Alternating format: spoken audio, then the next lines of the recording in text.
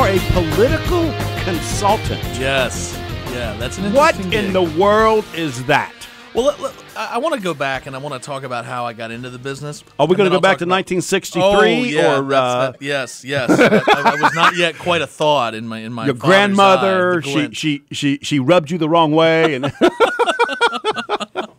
No, it's funny because, I'll tell you, in Charlotte, we're such a business, this entire Lake Norman, Charlotte, Mecklenburg area, we're all so business focused, right?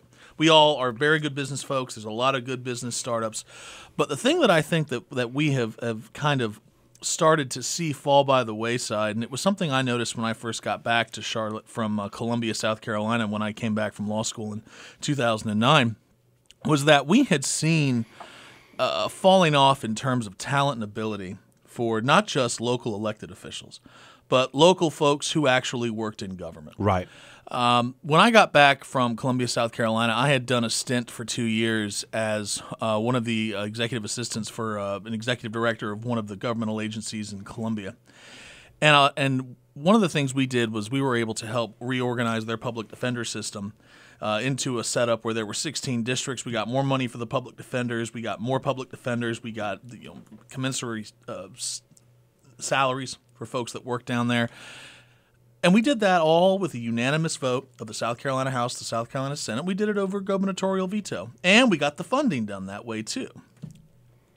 And then I come back to North Carolina and I see, well, I volunteered with a campaign in 2009. At the time, my family's been historically in development for years and years and years. We do industrial warehouse, multi-flex space.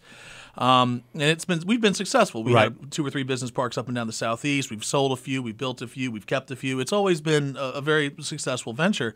But in 2009, there really wasn't a lot going on. So I remember looking at my father and saying, "Well, what would you like me to do? You wanted me to come back and be the attorney for the All right, Dad, I'm company. here. There's nothing much for me to do." And I think he said, "Well, why don't you go volunteer some time? I'm going to stop paying you. So why don't you go volunteer your time and see if you can make something of this?" I'm like, "All right, That was a fine." great way to say you're fired, son. Oh, it was it gets better. So I left and I volunteered for John Lasseter's mayoral campaign. Do you remember in 2009 when John Lasseter was running? Yes. Okay. John Lasseter was one of the last few people who truly viewed this as public service. We've got a couple of those still around, mostly here in the Lake Norman region. We have Well, folks that really I adore serve. one that you're working with I know, now, Jeff Tart. Yeah. I've been lucky. I've served with a couple of these guys who focus Yeah. on public service. Yeah. But the focus was that John was, and I'm really glad he still serves at the Economic Development Partnership in North Carolina. But the thing that I noticed about John's campaign was that it was very active with grassroots. It had a lot of support from the base and it had a lot of support from the business community. Anthony Fox did as well, but Anthony Fox was really more an identity politics type of thing. It was Obama light in 2009.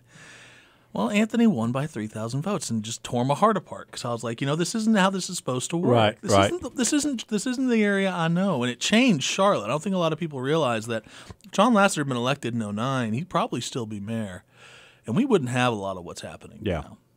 So I took that and said, all right, we're going to try something different. I went back into my So dad. as a volunteer, you didn't work enough. That's the bottom line. Yeah. There was more signs I could have put out, obviously, and more doors that I needed to knock, but I didn't do it. Right. But no, what I'll tell you is that I walked back out to my dad after losing that race in November and said, "I want you to fire me." And he's like, "Why?" I'm like, "Well, I want you to fire me."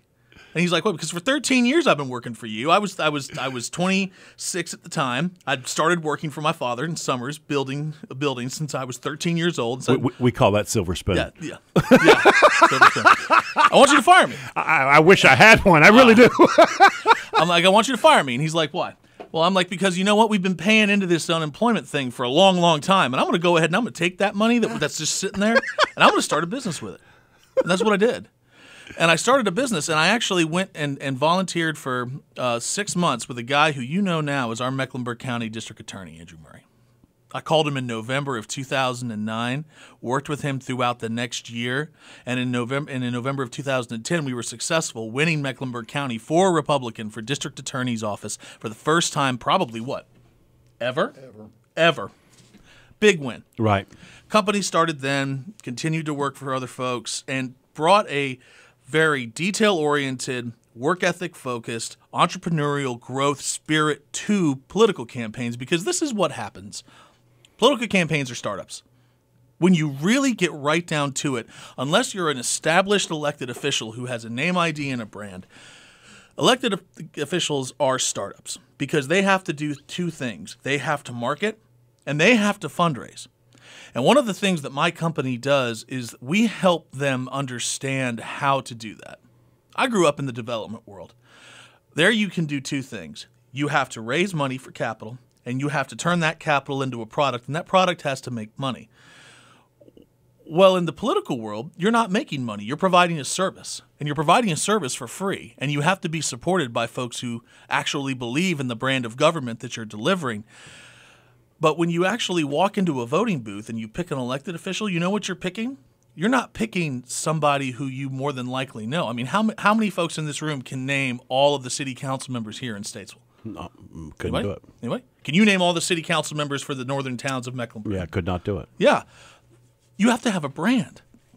You have to have the ability to be able to distinguish yourself to the voters and have voters walk into the voting booth and say, oh, yeah, I remember him. He mailed me. I saw his radio ad, or I heard his radio ad.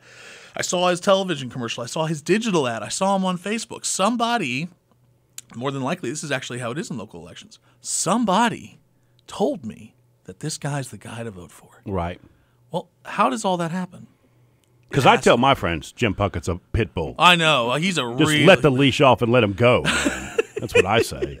But the funny part about being able to get all this done is that most of the work is actually done months in advance. You have to plan all this. You have to set out a budget for fundraising. You have to get everything set up. So it is. You build a business plan. And the best campaigns are ones that are run like a business with a board of directors who are traditionally on the finances and campaign committees and folks that are there making sure that these campaigns continue to work. The most fun I think I've ever had on a campaign was in 2012. That was when I did work for our good friend Senator Jeff Tart, which, full caveat, he calls me his chief of staff, and that's the title he likes me to use. But I'm paid completely through campaign dollars. I don't take one single iota of government money, and I still do constituent service work that comes in through the campaign side and help him coordinate all that.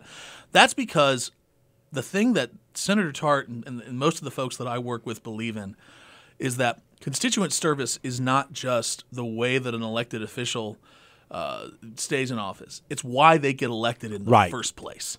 If they're not actually... Jeff cares. Jeff cares. Jeff cares. He's one of those elected officials that brings a mayoral spirit to it. He's learned over the last 3 terms. He's started to become very effective, and it's become very apparent that the level of constituent service that he brings to the 41st Senate District is something that I think really distinguishes him. And the model that he's using to help provide service for the district is one that's starting to be replicated across the state.